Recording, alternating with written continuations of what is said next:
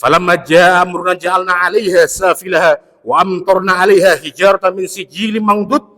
Dan ketika sudah ditetapkan ketetapan Allah Subhanahu wa taala, negeri Sodom, kota Sodom dihujani dengan batu yang bertubi-tubi, batu yang terbakar sehingga seluruh kota itu semua dihancurkan, semua binasa kecuali Nabi Lut alaihissalam dan orang-orang yang mengikutinya.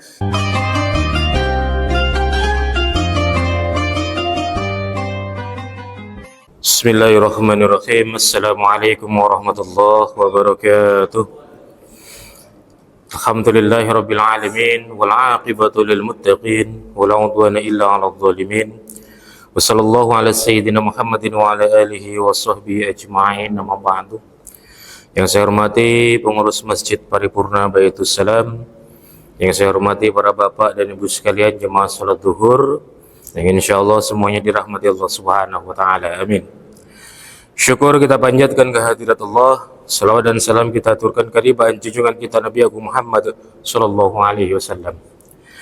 Hadirin jemaah salat zuhur yang dirahmati Allah, kita lanjutkan kajian kita kitab syarah Jala'ul Afham, syarah daripada Aqidatul Awam, membahas tentang para nabi dan rasul.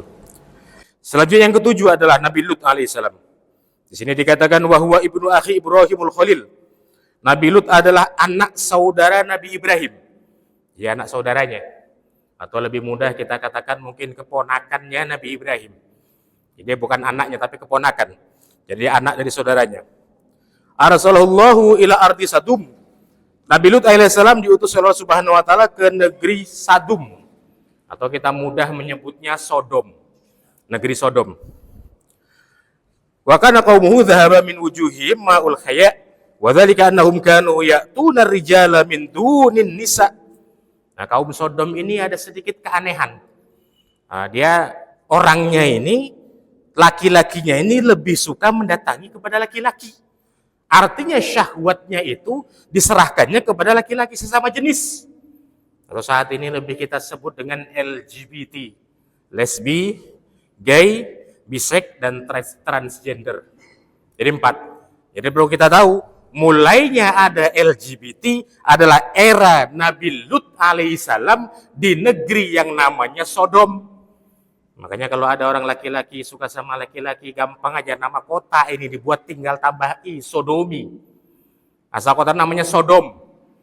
Makanya orang-orang yang berperilaku seperti ini harus direhabilitasi.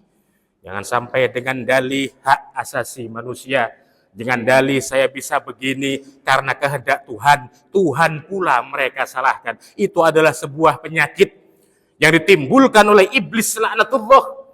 Karena saat itu kaum Sodom kerjasamanya, rukunnya sangat luar biasa.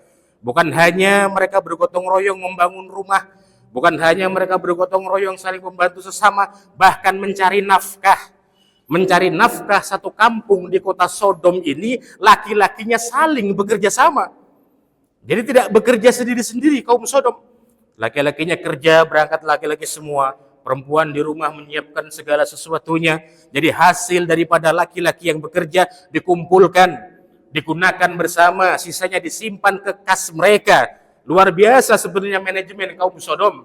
Tapi karena rukunnya kaum Sodom, iblis laknatullah tidak rela, iblis laknatullah tidak suka. Setiap hendak mereka bekerja, peralatan-peralatan mereka dirusak, bahkan peralatan-peralatan mereka dicuri. Kaum Sodom bingung, mengapa ada yang berbuat demikian. Bertahun-tahun mereka rukun, tidak ada barang yang hilang, tidak ada barang yang rusak.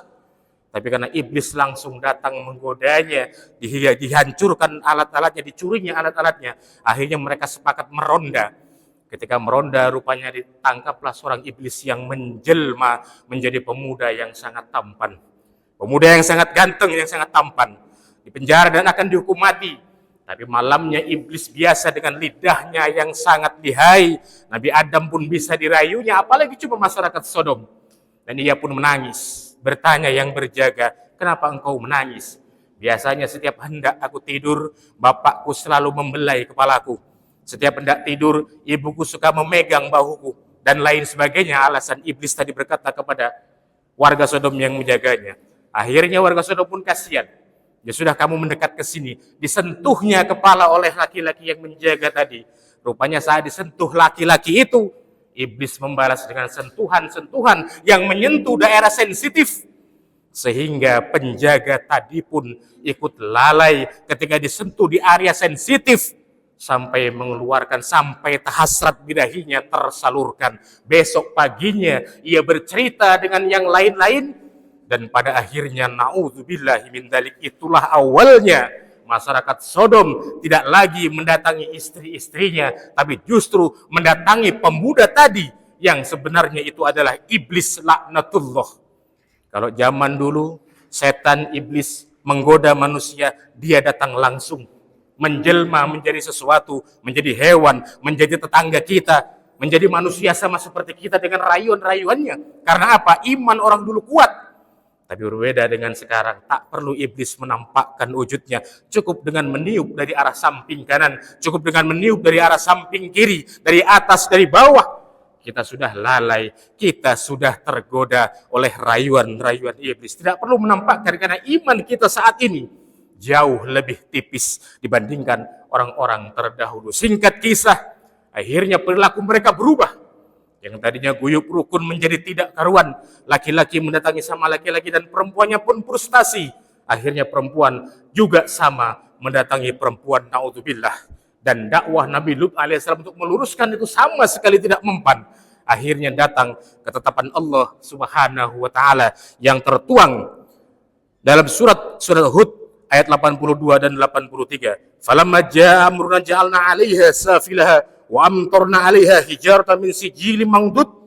Dan ketika sudah ditetapkan ketetapan Allah Subhanahu wa taala, negeri Sodom, kota Sodom dihujani dengan batu yang bertubi-tubi, batu yang terbakar sehingga seluruh kota itu semua dihancurkan, semua binasa kecuali Nabi Lut alaihissalam dan orang-orang yang mengikutinya, illam ro'atahu, kecuali istrinya, istri Nabi Lut. Di sini katakan illam ro'atahu fa innaha halakat fi man halak.